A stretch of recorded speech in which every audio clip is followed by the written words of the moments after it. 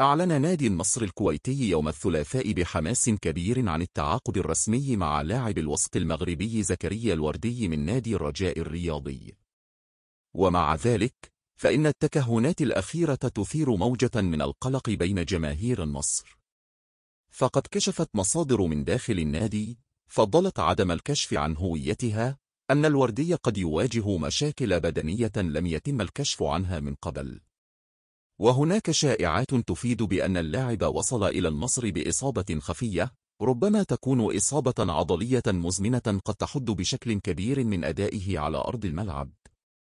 بالإضافة إلى ذلك، هناك قلق متزايد بشأن تأقلم الوردي مع محيطه الجديد.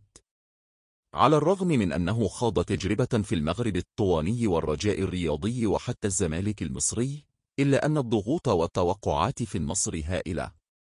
يمكن أن تشكل ثقافة كرة القدم في الكويت، إلى جانب الحاجة إلى النتائج الفورية، تحديا نفسيا وعاطفيا قد لا يكون مستعدا لمواجهته. ويزداد الوضع تعقيدا بسبب احتمالية عدم قدرة الوردي على الاندماج بشكل صحيح في تكتيك الفريق. فمركزه كلاعب خط وسط مهم للغاية، وأي قصور في أدائه قد يزعزع استقرار هيكل الفريق بأكمله.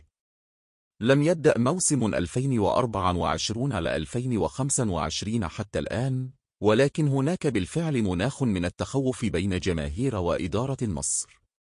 فالجميع يتساءل: هل سيكون الوردي قادرا حقا على تبرير الثقة والاستثمار الذي تم وضعه فيه، أم أن التعاقد معه سيكون كارثة قد تعرض خطط النادي الطموحة للخطر؟